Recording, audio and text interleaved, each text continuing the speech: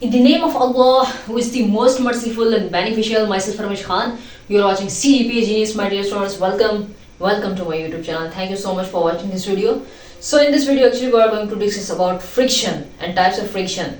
Friction क्या है, friction को डिफाइन कर लेना है, फ्रिक्शन का कंसेप्ट समझेंगे, इसकी एग्जांपल्स देखेंगे और इसकी जो टाइप्स हैं, रोलिंग फ्रिक्शन वो क्या होती है, ठीक है। इसके साथ साथ स्लाइडिंग फ्रिक्शन है जिसकी फिर टू टाइप्स आती हैं, स्टैटिक फ्रिक्शन और काइनेटिक फ्रिक्शन, उसको देखना है। इसके साथ साथ डिसिपेटिव इफेक्ट होता है फ्रिक्शन का, उसको भी देखना है। और इसके साथ साथ जो मेथड्स होते हैं टू रिड्यूस फ्रिक्शन, वो भी इस वीडियो में हमने देखना है। तमाम चीजें सारी की सारी जो है इस वीडियो में हम देखेंगे फ्रिक्शन के बारे में। सबसे पहले जो फ्रिक्शन का कंसेप्ट है उसको देखते हैं। फ्रिक्शन का कंसेप्ट ये है, सबसे पहले तो हम क्रिकेट खेल लेते हैं, ठीक है। फ्रिक्शन के कंसेप्ट को समझने के लिए हम क्या कर रहे हैं, क्रिकेट खेल रहे हैं। अच्छा जी, एक बैट है, वो बॉल को क्या करता है, बैट से बॉल को क्या करता है, हिट करता है, ठीक है ना। तो वो जो बॉल है वो जिस स्पीड से, जिस वेलोसिटी से उस ग्राउंड में जा रही होती है, लुढ़कती हुई, ठीक है, तो वो लुढ़कती फिर क्या हो जाती है, स्टॉप हो जाती है, ठीक है। तो वो according to Newton's first law of motion, ठीक है, वो क्या होता है न्यूटन फर्स्ट लॉ, वो कहता है अगर कोई चीज मोशन में है तो वो मोशन में ही रहती है, और अगर कोई चीज रेस्ट में है तो वो रेस्ट में ही रहती है, अगर उसके ऊपर कोई फोर्स अमल ना करे तो वो जो बॉल है लुढ़कती हुई जा रही है, ठीक है ना, बैट ने हिट किया है ना उसको, बॉल को, बॉल लुढ़कती हुई ग्राउंड पे जा रही है और जाती जाती रुक जाती है। रुक क्यों जाती है, उसके ऊपर कौन सी फोर्स एक्ट कर रही है, उसको तो चाहिए था न्यूटन का फर्स्ट लॉ जो है उसको क्या करती, उसी को मद्देनजर रखते हुए वो बॉल जो है मोशन में थी, मोशन में ही रहती ना, रुक क्यों गई है, उसके ऊपर कौन सी फोर्स एक्ट की है जिसकी वजह से वो रुक गई है, उसके ऊपर जो फोर्स एक्ट कर रही है वो फ्रिक्शन है। फ्रिक्शन क्या है, एक फोर्स है, ठीक है। वो ग्राउंड की जो फ्रिक्शन है, ग्राउंड की जो सतह है, ठीक है, उसकी वजह से वो क्या होती है, बॉल जो है वो रुक जाती है, ठीक है ना। अगर ग्राउंड ज्यादा खुरद रहा है, बॉल ज्यादा मूव नहीं कर पाएगी, ज्यादा दूर नहीं जा पाएगी। अगर जो है वो स्लाइडिंग मतलब के फिसलन वाला जो है ग्राउंड है, वहां पर वो बॉल ज्यादा देर तक मोशन में रहेगी, ये चीज होती है ड्यू टू फ्रिक्शन। यहाँ पर क्या चीज है, फ्रिक्शन का कंसेप्ट है, ठीक है। अब फ्रिक्शन को डिफाइन कैसे करेंगे हम, फ्रिक्शन को डिफाइन हम करते हैं, हम कहते हैं it is a force that resist motion, ठीक है, जो कि क्या करती है, रेजिस्ट करती है मोशन को। When the surface of one object comes in contact with the surface of another, ठीक है। तो अब ये भी पूछा जा सकता है कि ये जो फ्रिक्शन है ये कंटैक्ट फोर्स है या फिर नॉन कंटैक्ट फोर्स है। कंटैक्ट फोर्सेस कौन सी है, नॉन कंटैक्ट फोर्सेस कौन सी है, हमने पढ़ लिया है। तो ये जो आप यहाँ पर कह रहे हो ना, the surface of one object comes in contact with the surface of another, एक सरफेस मेरे हाथ की ये है, दूसरी सरफेस ये है, दोनों क्या है, कंटैक्ट में आ गई है। तो फ्रिक्शन क्या है, कंटैक्ट फोर्स है, ठीक है। ये दोनों जो है कंटैक्ट में आ गई हैं, ठीक है। It is a force that resist, ये इस तरह से देखो, इसकी हाथों की जो मोशन है मेरी आसानी से हो रही है, ठीक है, क्योंकि ये ज्यादा नहीं कंटैक्ट में आ रही। अब मैं इसको ज्यादा कंटैक्ट में लेके आ जाती हूँ तो अब मैं हाथों की जो मोशन है उसमें बड़ी मुझे दिक्कत आ रही है, क्योंकि ड्यू टू फ्रिक्शन। यहाँ पर क्या है, फ्रिक्शन का कंसेप्ट आ गया। फ्रिक्शन क्या है, फ्रिक्शन क्या है, जो कि रेजिस्ट करती है मोशन को, ठीक है। क्या है, एक फोर्स है जो कि किसी भी बॉडी की जो रिलेटिव मोशन है उसको क्या करती है, रेजिस्ट करती है। तो हम फ्रिक्शन को इस तरह से डिफाइन करते हैं, it is a force that resist motion when the surface of one object comes in contact with the surface of another. अब हम बात करते हैं किसकी, स्लाइडिंग फ्रिक्शन की, जिसके अंदर टू टाइप्स हैं, static friction and kinetic friction. Sliding का मतलब क्या है भाई, स्लाइडिंग, ठीक है। स्लाइडिंग फ्रिक्शन को डिफाइन कैसे करेंगे, स्लाइडिंग फ्रिक्शन को हम डिफाइन करते हैं इस तरह से, the friction between two solid surfaces is called sliding friction. Sliding friction होती है बिटवीन टू सॉलिड सरफेसेस के दरमियान, ठीक है ना। मतलब एक सरफेस मेरी ये थी, एक हाथ की, दूसरे हाथ की, ये दोनों सरफेसेस है ना, ये दोनों सॉलिड होनी चाहिए। क्या होनी चाहिए, दोनों सॉलिड सरफेसेस होनी चाहिए। दो सॉलिड सरफेस के बिटवीन में जो है फ्रिक्शन आ रही है, ठीक है, वो क्या कहलाएगी, स्लाइडिंग फ्रिक्शन कहलाएगी। अब इस स्लाइडिंग फ्रिक्शन में जो स्टैटिक फ्रिक्शन है उसको देखते हैं, वो क्या होती है, ठीक है। अब स्टैटिक फ्रिक्शन है, अब ये जो स्टैटिक फ्रिक्शन है इसको जो है हम अगर डिफाइन करें पहले शॉर्ट क्वेश्चंस के हवाले से, ठीक है ना, इसको डिफाइन करेंगे स्टैटिक फ्रिक्शन को, ठीक है, और इसकी एग्जांपल देंगे हम। इसकी एग्जांपल हम देते हैं, a car parked on a hill, ठीक है ना। मतलब a car park on a hill, मतलब ये है कि इस तरह से ऊंचाई वाला, ठीक है। वो मतलब ये है कि ऐसे होता है ना, कुछ घर जो है वो क्या होते हैं, इस तरह से ऊपर होते हैं, घर का जो दरवाजा होता है ऊपर होता है और इस तरह से स्लाइड बनी हुई होती है और इस तरह से गाड़ी ऊपर हो जाती है फिर, यानी कि वो जो इस तरह से अगर जो है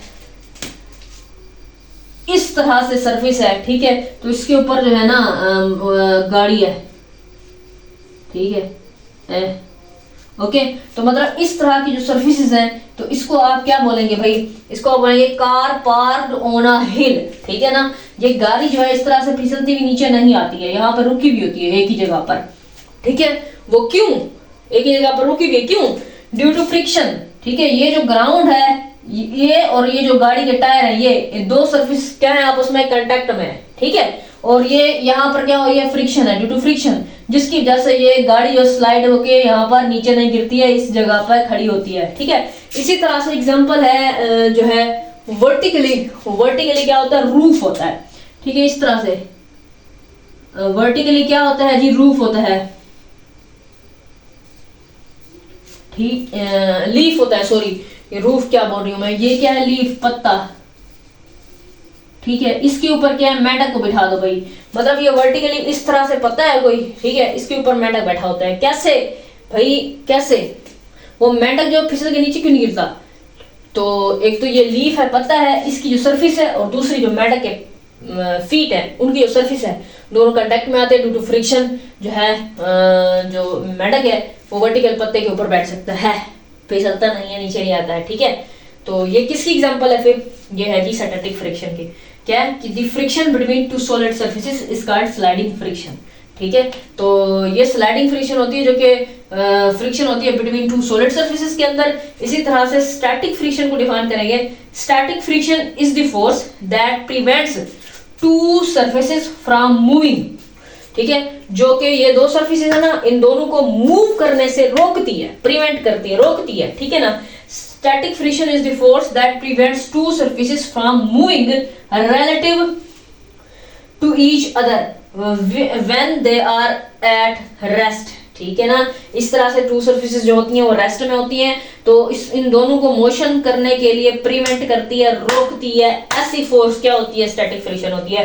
it's a type of drive friction, को ड्राइव फ्रिक्शन भी कहते हैं, okay. So which is the force that opposes the motion of two solid surfaces that are touching. इसके अलावा इस फिगर को समझते हैं और स्टैटिक फ्रिक्शन का जो कंसेप्ट है उसको हम समझते हैं।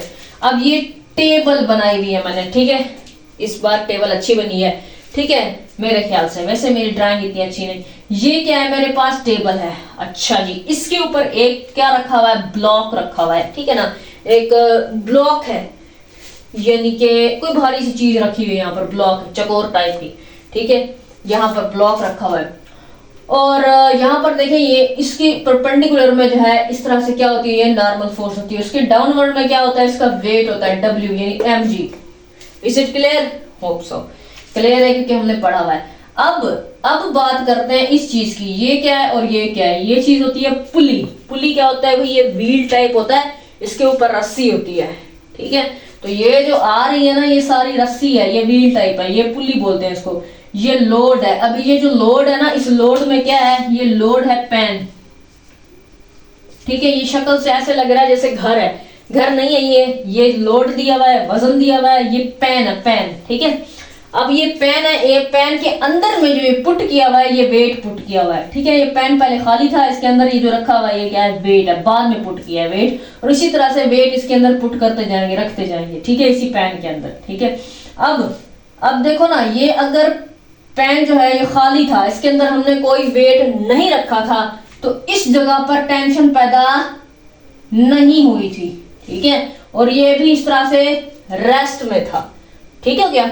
लेकिन जैसे ही हमने इस पेन के अंदर वेट को क्या किया, पुट किया, तो फिर इस रस्सी के अंदर इस तरह से खिंचाव पैदा हुआ, लेकिन ये अभी भी रेस्ट में उसी जगह पर ही है, ठीक है। मतलब ये अभी तक रेस्ट में है, लेकिन ये हमने यहाँ पे लोड दे दिया, यहाँ पे हमने वेट रख दिया, ठीक है। और इधर रस्सी में जो खिंचाव पैदा हो गया ना, उस फोर्स को F = T कर देंगे, ठीक है ना। यानी कि ये जो खिंचाव पैदा हुआ है इस वेट की वजह से यहाँ इस रस्सी में वो टेंशन की इक्वल आ गई, यहाँ पर रस्सी में क्या पैदा होगी, टेंशन, ठीक है। लेकिन ये ब्लॉक हिला नहीं है, वैसे का वैसे रखा हुआ है ड्यू टू स्टैटिक फ्रिक्शन, ठीक है, ड्यू टू स्टैटिक फ्रिक्शन। अब इसको हम यूं कहते हैं, let us consider the motion of a block, ये जो है ना ये ब्लॉक, इसकी जो मोशन है ऑन अ हॉरिजॉन्टल सरफेस, ये जिस सरफेस पर रखा हुआ है हॉरिजॉन्टल है, ठीक है। The arrangement is shown the figure when a weight is put in the pan, ठीक है, a force F is equal to T equal to the sum of this weight, ठीक है। मतलब ये है कि जितना वेट रखेंगे, जितना ज्यादा वेट होगा उतनी ज्यादा इसकी टेंशन पैदा होगी, ठीक है ना। जितना वेट कम है उतना ही रस्सी में कम टेंशन पैदा होगी, जितना वेट ज्यादा रखोगे उतना इस रस्सी में ज्यादा टेंशन पैदा होगी, ठीक है। तो अब हम ये कहते हैं this force tends to pull the, ये जो फोर्स है ये tends to pull the block, तो कहा गया, ठीक है। तो यहाँ पर this force tends to pull the block at the same time an opposing force appears, और ये जो अपोजिंग फोर्स है Fs, इसी को क्या कहते हैं हम, स्टैटिक फ्रिक्शन कहते हैं। मतलब जैसे ही हमने इस पेन में वेट को पुट किया तो यहाँ पर खिंचाव पैदा हुआ, उसी के सेम टाइम में यहाँ पर एक फोर्स जो कि इसके अपोजिट होगी, ठीक है। फ्रिक्शन की जो फोर्स होती है वो किसी भी बॉडी की रिलेटिव मोशन को रोकती है। इस हॉरिजॉन्टल ब्लॉक को इस वेट की वजह से यहां पर जाना था, बट इसके अपोजिशन में इस तरफ में हम जाहिर कराएंगे फ्रिक्शन, क्योंकि फ्रिक्शन हमेशा किसी बॉडी के रिलेटिव मोशन के अपोज होती है, मुखालिफ होती है। तो ये जो ब्लॉक है ये इस जानिब मूव इसको करना चाहिए था ड्यू टू वेट, जबकि इस तरफ जो है Fs जो फोर्स लग रही है वो है स्टैटिक फ्रिक्शन, ठीक है। At the same time an opposing force appears that does not let the block move, जो कि इस ब्लॉक को मूव करने से रोक रही है, वो यही अपोजिंग फोर्स है जो लग रही है, जिस स्टैटिक फ्रिक्शन हम कहते हैं। This opposing force is the static friction Fs, इससे हम इसको डिनोट करते हैं। नेक्स्ट में हमारे पास आ रही है काइनेटिक फ्रिक्शन। काइनेटिक फ्रिक्शन का कंसेप्ट ये है कि हम इसके लोड को बढ़ाते जाएं, ठीक है। पहले ये पेन खाली था, फिर इसके अंदर एक वेट रखा, हमने एक वेट रखा है, ठीक है। मतलब ऐसे कोई वेट के डब्बे हैं, इस तरह से वेट है बहुत सारे आपके पास, या एक उठा के आपने इसके अंदर रख दिया इस पेन में, तो इसके अंदर ये खिंचाव पैदा हो गया। पहले इसके अंदर कोई खिंचाव नहीं था क्योंकि ये खाली था, इसके ऊपर हमने कोई वेट नहीं रखा था, कोई वेट पुट नहीं किया था, ठीक है। जैसे ही एक वेट पुट किया इसमें खिंचाव पैदा हो गया, टेंशन पैदा हो गई, तो इसके सेम टाइम में यहाँ पर अपोजिंग फोर्स पैदा होगी, जिसे स्टैटिक फ्रिक्शन कहते हैं। इसी स्टैटिक फ्रिक्शन की वजह से ये ब्लॉक मूव नहीं कर रहा है, एक ही जगह पे रखा हुआ है। फिर हम क्या करते हैं, दोबारा इसके अंदर और वेट पुट कर देते हैं, ठीक है। अब वेट बहुत ज्यादा हो गया, लोड बहुत ज्यादा होगा, अब ये आहिस्ता आहिस्ता इस तरह से हॉरिजॉन्टली मूव करना शुरू कर देगा, क्योंकि लोड ज्यादा हो जाएगा, फिर ये अपोजिंग फोर्स कुछ नहीं कर पाएगी, ठीक है ना, क्योंकि लोड ज्यादा हो जाएगा। फिर ये जो है इस तरह से आहिस्ता आहिस्ता मूव करना शुरू कर देगा, इसी को ही हम फिर क्या बोलेंगे, काइनेटिक। अब बारी आती है kinetic friction. So kinetic friction को डिफाइन किस तरह से करेंगे, काइनेटिक फ्रिक्शन को हम डिफाइन, काइनेटिक लफ्ज है ना, काइनेटिक लफ्ज का मतलब है हरकत में आना, मोशन में आना, ठीक है। तो ऐसी फ्रिक्शन जो कि कोई भी ऑब्जेक्ट है जब वो मोशन में होगा, मूव करेगा, मोशन में आएगा, मूवमेंट करेगा, तो उसकी जो मोशन को अपोज करने वाली जो फ्रिक्शन होगी उसी को क्या कहेंगे, काइनेटिक फ्रिक्शन। डिफाइन कैसे करेंगे, kinetic friction refers to the force that acts on an object in motion. जब कोई ऑब्जेक्ट मोशन में आएगा, ठीक है ना, अपोजिंग इट्स मूवमेंट, उसकी जो मूवमेंट है उसको क्या करेगी, अपोज करेगी। ऐसी जो फ्रिक्शन है उसको कहेंगे काइनेटिक फ्रिक्शन, ठीक है। For example rolling down a hill, ठीक है। अब यहाँ पर एक कार है, अब ये रोलिंग डाउन, यानी ये कार है, बंदा रिवर्स कर रहा है इसको, ठीक है, इस जानिब ये किसी भी वेलोसिटी के साथ आ रही है, ठीक है ना, इस जानिब ये वेलोसिटी के साथ आ रहा है इस डायरेक्शन में, तो इस डायरेक्शन में जो फोर्स लगेगी ना, ठीक है, वो क्या होगी, फ्रिक्शन होगी। इस डायरेक्शन में जो काइनेटिक फ्रिक्शन लग रही है, ठीक है, ये काइनेटिक फ्रिक्शन इस जानिब लगेगी, और ये वेलोसिटी इस तरफ आ रहा था और इसके मुखालफत में जो यानी फ्रिक्शन होगी वो क्या होगी, काइनेटिक फ्रिक्शन होगी। अब यहाँ पर इस केस के अंदर अगर हम देखें ना, तो जैसे मैंने कहा था कि यहाँ पर वेट बढ़ाते जाओ, हम लिखेंगे if we go on adding more weights, ठीक है, हम ऐड कर रहे हैं मोर वेट्स इन दी पेन, ठीक है, पेन में, one by one in small steps, a stage, ऐसी स्टेज आएगी, will come when the block starts sliding on the horizontal surface, ऐसी स्टेज आएगी कि इसको यहाँ पर इस तरफ जाना पड़ेगा भाई, ठीक है, क्योंकि यहाँ पे हमने वजन बहुत ज्यादा कर दिया। तो क्या होगा, तो हम यूं कहेंगे this is the limit of static friction. जब ये हरकत करने पे आ जाए, इस तरह से हॉरिजॉन्टली मूवमेंट में आ जाए, तो इसको क्या कहेंगे, इसको हम कहेंगे भाई ये तो स्टैटिक फ्रिक्शन की क्या है, लिमिट है। This is the limit of static friction that is equal to the total weights including pan, ठीक है ना। तो ये जो स्टैटिक फ्रिक्शन है इसको हम कहेंगे this is the limit of static friction, जो कि इक्वल होती है टोटल वेट जो कि हम इस पेन के ऊपर रखेंगे, ठीक है ना, total weights including pan. When the block is sliding friction still exist, ठीक है ना। आपने यूं नहीं समझना कि अगर ये यहाँ पे रुका हुआ है तो फ्रिक्शन की वजह से रुका हुआ है, और अगर इसने मोशन करना शुरू कर दिया है तो फ्रिक्शन खत्म हो गई है, नहीं। जब ये मूवमेंट में आ गया है, मूवमेंट में है, मोशन में है, हम खुद जो चल रहे होते हैं मूवमेंट में होते हैं, फ्रिक्शन होती है, हम रुके हुए हैं ड्यू टू फ्रिक्शन, ठीक है, हम चल रहे हैं तो भी हमारे हम पर जो है वो ग्राउंड की फ्रिक्शन लग रही होती है, जिसकी वजह से हम जो है हमें खुरदरी सतह पर अगर हम चलते हैं तो हमें ज्यादा एनर्जी सा चलना पड़ता है, ठीक है ना, बनिस्बत जो हमवार सतह होती है। इसी तरह से जैसे ही ये मोशन में आता है ना, तो इसके खिलाफ में जो फोर्स लग रही होती है काइनेटिक फ्रिक्शन बोलते हैं, जो कि उसकी मूवमेंट को क्या करेगी, अपोज करेगी, ठीक है ना। तो हमने यही कहा है when the block is sliding friction still exist, ठीक है, it is known as kinetic friction. इसको हमने यूं डिफाइन भी कर लिया, इसकी एग्जांपल भी दे दी।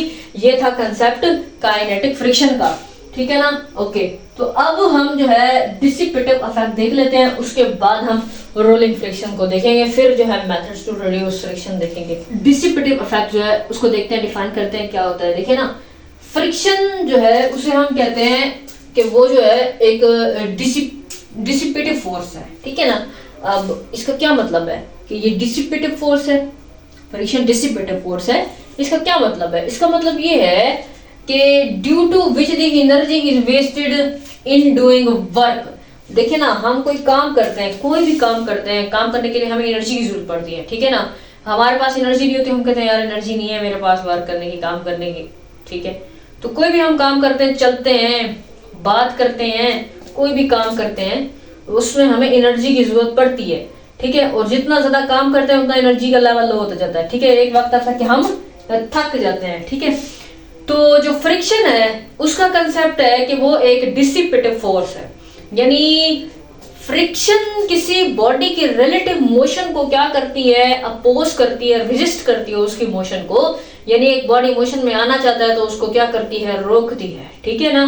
तो लेकिन हम अगेंस्ट जाना चाहते हैं फ्रिक्शन के, हम वर्क करना चाहते हैं, चल चल के थक गए हैं, तो लेकिन फिर भी हम चलना चाहते हैं, ठीक है। तो हमें ज्यादा एनर्जी लगेगी, ज्यादा एनर्जी लगेगी ना, तो ये जो फ्रिक्शन है वो डिसिपेटिव फोर्स है, ठीक है।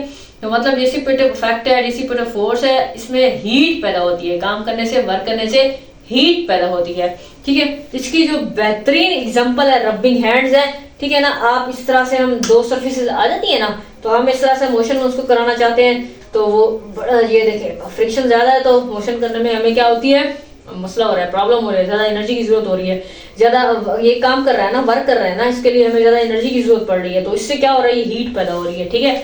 तो हम क्या कहेंगे, friction is a dissipative force due to which the energy is wasted, ठीक है। जो एनर्जी वेस्ट होती है ना, ठीक है, डूइंग वर्क, काम करने के लिए, टू ओवरकम अगेंस्ट फ्रिक्शन, उस फ्रिक्शन के ऊपर ओवरकम हम करते हैं, ठीक है, करने के लिए वही जो एनर्जी होती है, जो लॉस्ट होती है, वेस्टेड होती है, वो अपीयर्स होती है in the form of heat. Wasted energy appears in the form of heat. इसी तरह से गाड़ी है, गाड़ी जो पहिए हैं, ठीक है, वो उनके ऊपर जो फ्रिक्शन होती है वो भी बेचारे हीट अप हो जाते हैं, ठीक है ना। तो हम ये कहते हैं the tyres of vehicles also wear out after becoming too hot due to friction between tyres and road. Is it clear. अच्छा अब हम देख लेते हैं रूलिंग फ्रिक्शन। इसको डिफाइन करेंगे व्हेन एन ऑब्जेक्ट रूल्स, ठीक है, over a surface the friction produced is called ruling friction, ठीक है ना। अब यहाँ पर वो था स्लाइडिंग फ्रिक्शन में दो सरफेस थी, स्लाइड हो रही थी इस तरह से, ठीक है, लेकिन ये है जी रूलिंग फ्रिक्शन, इस तरह से जब रूल किया जाता है भाई, ठीक है। इसकी जो बेहतरीन एग्जांपल है ना, the idea of rolling friction is associated with the concept of wheel, wheel का ही कांसेप्ट है, ठीक है ना।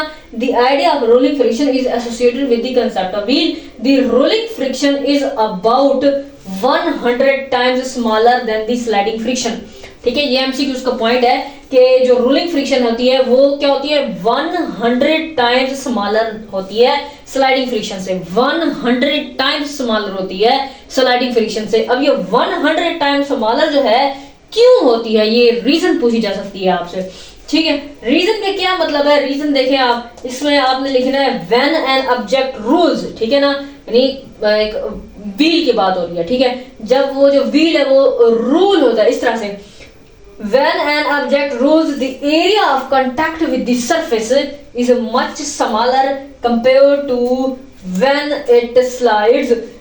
जब कोई बॉडी इस तरह से स्लाइड करती है ना, तो स्लाइडिंग में जो उस बॉडी का जो एरिया है वो ज्यादा होता है, जितनी ज्यादा उस बॉडी का एरिया कांटेक्ट करेगा ना तो उतनी ज्यादा फ्रिक्शन पैदा होगी। लेकिन जब वो रूल करता है तो वो जो एरिया है ना, एरिया उस बॉडी का रूलिंग करने से कम कांटेक्ट में आता है सरफेस के, जिसकी वजह से फ्रिक्शन कम पैदा होती है, ठीक है। When an object rolls the area of contact with the surface is much smaller compared to when it slides, meaning less surface interaction, less surface interaction होती है, लेस फ्रिक्शन पैदा होती है। तो फिर हम कहते हैं कि 100 टाइम्स स्मॉलर होती है क्या भाई, रूलिंग फ्रिक्शन, किसके, स्लाइडिंग फ्रिक्शन के 100 टाइम्स स्मॉलर होती है। अब जाहिर सी बात है हमें ज्यादा से ज्यादा काम करना है और फ्रिक्शन को क्या करना है, रिड्यूस करना है, ठीक है ना, ताकि हमारी एनर्जी जो है वो बच सके, एनर्जी को हम सेव कर सके, ठीक है ना। तो इसके लिए जो मेथड्स हैं फ्रिक्शन को रिड्यूस करने के वो कौन कौन से, ठीक है ना, हम किस तरह से किन मेथड्स के थ्रू फ्रिक्शन को रिड्यूस कर सकते हैं। As rolling friction is much less than the sliding friction, we know that कि जो sliding friction है उससे 100 टाइम्स क्या होती है, लेस देन होती है क्या, रोलिंग फ्रिक्शन लेस देन होती है स्लाइडिंग फ्रिक्शन से 100 टाइम्स, तो 100 टाइम्स। अब यहाँ पर जो है ना, so sliding friction is converted into rolling friction. हम क्या करते हैं भाई, स्लाइडिंग फ्रिक्शन को कन्वर्ट कर सकते हैं रोलिंग फ्रिक्शन में, ठीक है, by the use of ball bearings in the machine. ये मोटरसाइकिलों में यूज किए जाते हैं बॉल बेरिंग्स, ठीक है ना। अच्छा जी, एंड व्हील्स, व्हील के अंदर होते हैं अंडर दी हैवी ऑब्जेक्ट्स, ठीक है ना। अच्छा, एक तो ये काम करेंगे, दूसरा since the friction of liquids is less than that of solid surfaces. अब जो सॉलिड सरफेसेस है ना उनमें जो फ्रिक्शन होगी ज्यादा होगी, ठीक है, और जो लिक्विड की जो सरफेस होती है फ्रिक्शन होती है वो कम होती है, ठीक है। सरफेस सिर्फ सॉलिड सरफेस की नहीं, फ्रिक्शन सिर्फ सॉलिड सरफेस की नहीं बल्कि एयर के मॉलिक्यूल्स होते हैं वो भी फ्रिक्शन पैदा करते हैं, वाटर के मॉलिक्यूल्स होते हैं, लिक्विड्स के मॉलिक्यूल्स वो भी फ्रिक्शन पैदा करते हैं। तो ये बात हो रही है कि जो सॉलिड सरफेसेस की फ्रिक्शन है वो ज्यादा है बनिस्बत कम किसकी है, जो लिक्विड होती है उसकी फ्रिक्शन कम है। इसी तरह से कोई भी मशीनरी हमारी ठीक तरह से काम नहीं कर रही होती, उसके पुर्जे ठीक तरह से काम नहीं कर रहे होते, तो हम उसमें क्या करते हैं, ऑयल डालते हैं। ऑयल क्यों डालते हैं, ताकि ये पुर्जे ठीक तरह से काम कर सके, वो जो फ्रिक्शन है उसको रिड्यूस करने के लिए, ठीक है ना। तो हम ये कह रहे हैं since the friction of liquid is less than that of solid surfaces therefore oil or grease, ठीक है, चिकनाई बोलते हैं, is applied between the moving parts of the machinery। कोई भी मशीनरी है उसके जो मूविंग पार्ट्स हैं अगर काम करना छोड़ जाए, ठीक है ना, जंग आलूद होना शुरू हो जाते हैं ड्यू टू फ्रिक्शन, तो उसमें हम क्या करते हैं, ग्रीस डालते हैं, चिकनाई डालते हैं, ऑयल डालते हैं उसकी फ्रिक्शन को रिड्यूस करने के लिए। The parts which slide against each other are highly polished, ठीक है ना, जैसे कि ये पार्ट एक सरफेस है, ये सरफेस है, दोनों कांटेक्ट में आना चाहती है, इन दोनों को हाईली पॉलिश कर देना है ताकि हम फ्रिक्शन को रिड्यूस कर सकें, ठीक है ना, यानी स्मूथ होने चाहिए सरफेसेस। अब यहाँ पर है making the fast moving objects, यानी कि जो फास्ट मूविंग ऑब्जेक्ट्स हैं उनको हमने स्ट्रीमलाइन शेप यानी हमवार शेप, या इसको फिश शेप आप कहते हो, सच एज कार्स हैं, ठीक है, कार्स की जिस तरह से शक्ल बनाई जाती है, या एरोप्लेन्स हैं उनकी जो शक्ल बनाई जाती है, ठीक है, वो फिश शेप होती है। क्यों? ताकि उनके ऊपर this causes the smooth flow of air and thus minimises air resistance at high speed. वो जो एरोप्लेन की जो शक्ल है, ठीक है ना, वो इस तरह से क्यों बनाई जाती है, नोकीली टाइप आगे से, ताकि वो जो एयर के मॉलिक्यूल्स है ना, वो जो आगे एरिया है ना जहाज का, वो बहुत ही कम बनाया गया, एरिया बहुत कम, ठीक है, इस तरह से नोकीली शक्ल है तो एरिया बहुत कम है, तो हवा के जो मॉलिक्यूल्स है उस कम एरिया पे पड़ेंगे, ठीक है। तो इसका मतलब है वो फ्रिक्शन क्या होगी, रेड्यूस होगी, ठीक है ना। तो रिड्यूस फ्रिक्शन को रिड्यूस करने के लिए हाई मूविंग ऑब्जेक्ट्स जो हैं, ठीक है, जैसे कि हाई मूविंग ऑब्जेक्ट्स हैं, कार्स हैं, एरोप्लेन्स हैं, ठीक है ना, ट्रेन वगैरह, इनमें जो है वो स्ट्रीमलाइन शेप यानी फिश शेप के इनकी शक्ल जो है बनाई जाती है। किस लिए? फ्रिक्शन को रिड्यूस करने के लिए। होप सो आप लोगों को ये लेक्चर समझ आया होगा। अगर आप लोगों को समझ आया तो आप लोगों ने मुझे कमेंट सेक्शन में बताना है, वीडियो को लाइक करना है, सब्सक्राइब करना है चैनल को। Thank you so much.